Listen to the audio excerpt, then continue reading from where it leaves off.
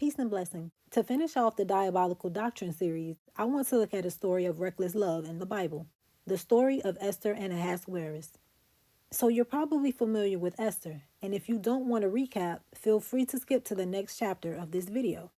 The book of Esther begins with Ahasuerus, king of Media and Persia, throwing a 6-month-long feast and inviting all of his servants, princes, and nobles to show off the riches and majesty of his kingdom.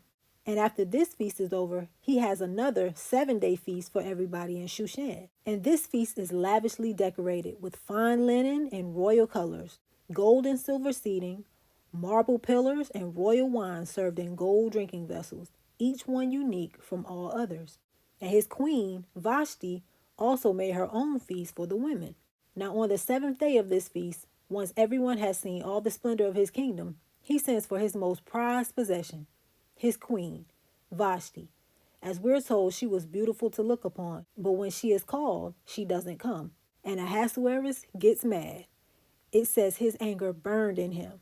So Ahasuerus goes to his counselors, who it says knew law and judgment, and asks what should be done to Vashti for her disobedience. And they counsel him to write a decree, according to the unchangeable law of the Medes and Persians, that Vashti come no more before the king, and another be crowned in her place, because they said what she had done had wronged the whole nation. And when word got out, it would incite all the women to treat their husbands with contempt and cause discord throughout the kingdom.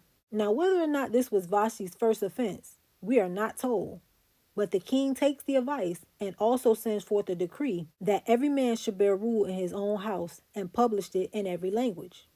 So once his anger subsides, he gathers beautiful young virgins from throughout all the kingdom so he can choose a new queen, which brings us to Esther. Now Mordecai, Esther's cousin who had raised her, brings her to the king's house when he hears the decree. But he tells Esther not to reveal that she was a Jew to anyone, probably to prevent discrimination. And she does as he commands and gains the favor first of the king's chamberlain and then of the king, who it says loved her more than all the women. And he chooses her to replace Vashti. Now, sometime after Esther is made queen, Mordecai uncovers a plot on the king's life and tells Esther, who tells Ahasuerus, who investigates it and finds out it is true. But somehow the king forgets this, and he promotes Haman, an Agagite, above all the princes, and they bow to him. But Mordecai would not bow on the grounds that he was a Jew. So Haman determines to exterminate all the Jews throughout the kingdom, and he casts a lot, which in Hebrew is the word pur, or plural, Purim, for the day that he would do it. And the lot fell on the 13th day of the 12th month. So he goes to Ahasuerus with a bribe of 10,000 talents of silver and tells him his plan. And Ahasuerus agrees and gives him his ring. And he has decrees written to exterminate the Jews on the 13th day of the 12th month. All of this takes place on the 13th day of the first month. And it says that the whole city of Shushan was perplexed at this decree. So news of this comes to Esther, who sends to Mordecai to find out what happened. And Mordecai explains and tells her to intercede on their behalf. But Esther is afraid, because if you go to the king without being called and he doesn't extend his scepter, you will be killed.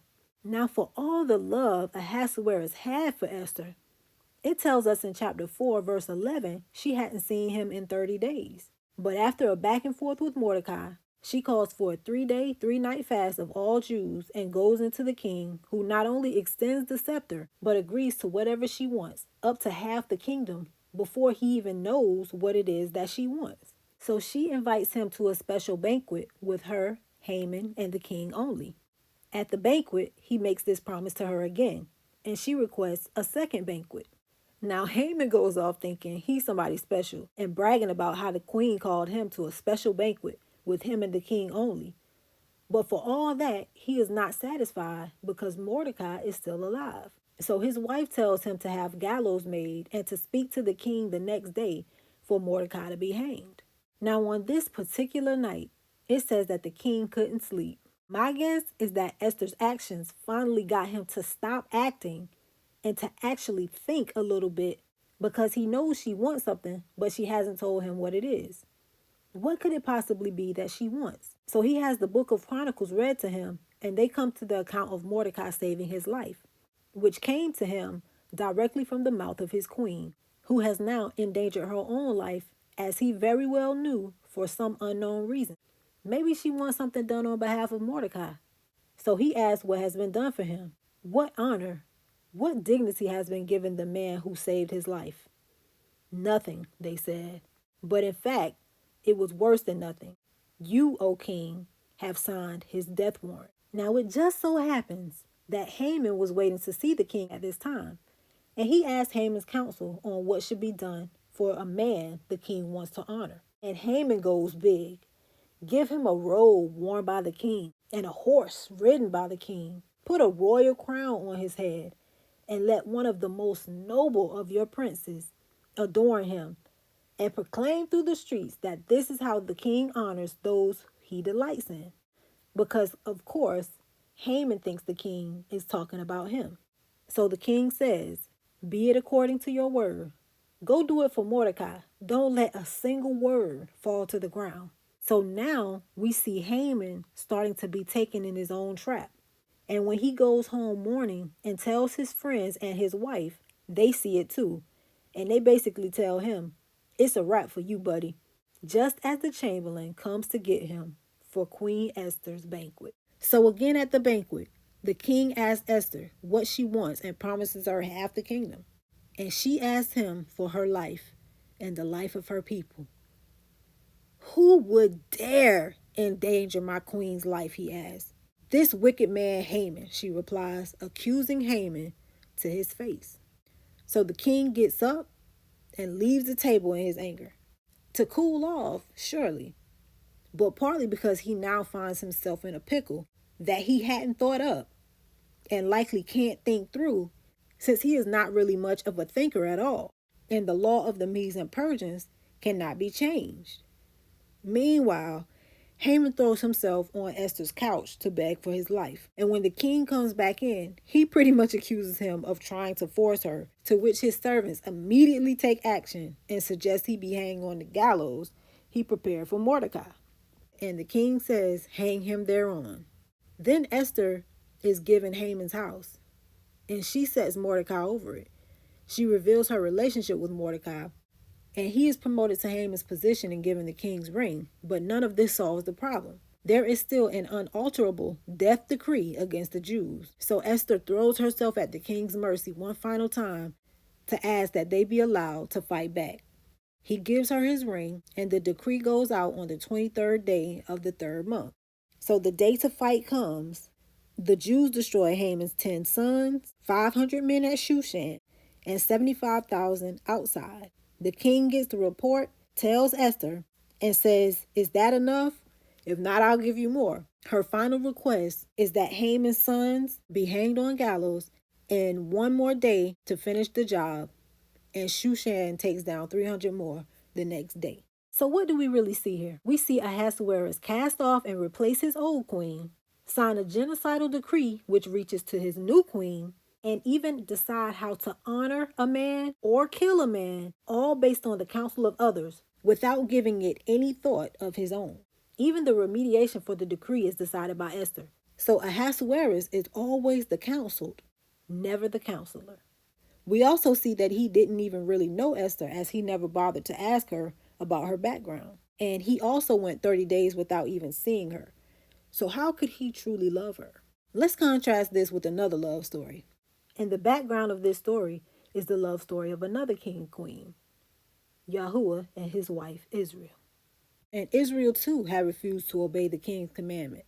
In fact, the setting for the story of Esther is the result of Israel's continued unfaithfulness to God. She had refused to come before the king many times when he called her, and he had warned her even more times through his prophets that she would be kicked out if she persisted in her ways. The difference, though, is that with every threat of divorce, she also received the promise of reconciliation. God would not be recruiting another in her place. In contrast to Esther waiting 30 days to be called by the king, in Isaiah 65, we see God waiting to be called on by Israel and stretching forth his hand, which as a king would also have in it a scepter, to a wife who has no fear at all of being killed if she comes to him, but still won't come. While Ahasuerus didn't know Esther, God knew Israel. He betrothed her through her father, Abraham. In Exodus 13, He led her out of Egypt through the wilderness because he knew she would be scared if they went the way of the Philistines. She murmurs against him about water in 15. She murmurs again about food and disobeys the Sabbath command in 16. She murmurs about water again in 17. Yet in 19, he still has her sanctify herself to come near him and marries her in 20, knowing full well she got issues.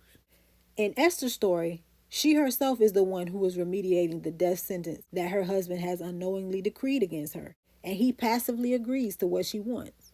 While Yahuwah came to get Israel from Egypt in the time frame he had foretold and with a plan. Isaiah 43:3 says, "For I am Yahuwah thy God, the Holy One of Israel, thy Savior. I gave Egypt for thy ransom, Ethiopia and Saba for thee. Since thou wast precious in my sight, thou hast been honorable, and I have loved thee.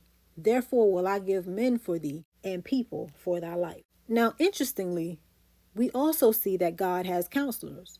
Two examples that come to mind are Moses and Elijah. In Exodus 32, when God got mad about the golden calf and wanted to dump Israel and make a new people out of Moses, Moses, who had been described as the meekest man on earth when God chose him, interceded on Israel's behalf, and God heeded.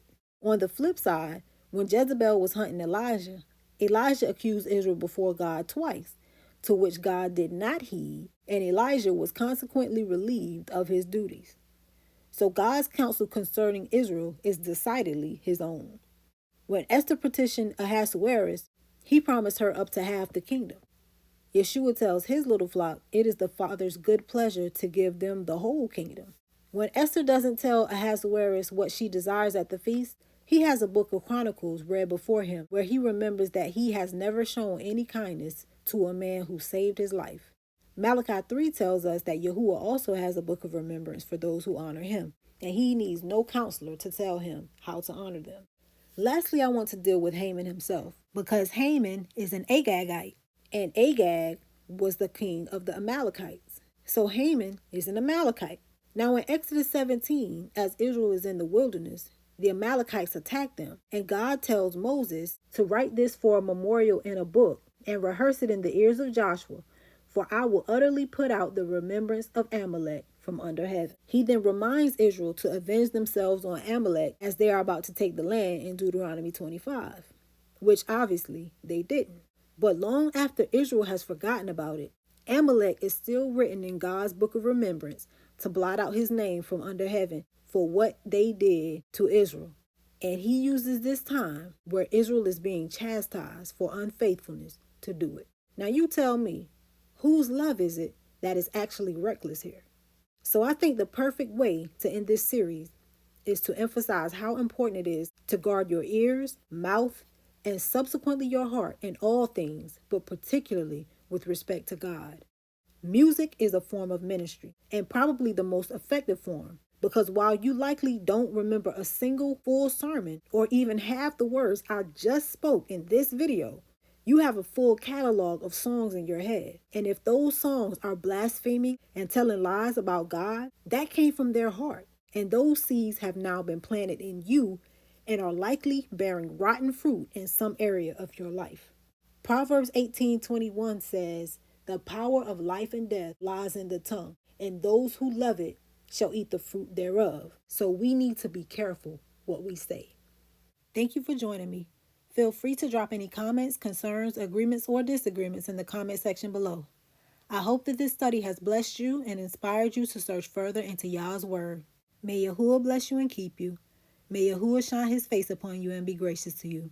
May Yahuwah lift up his countenance upon you and give you peace.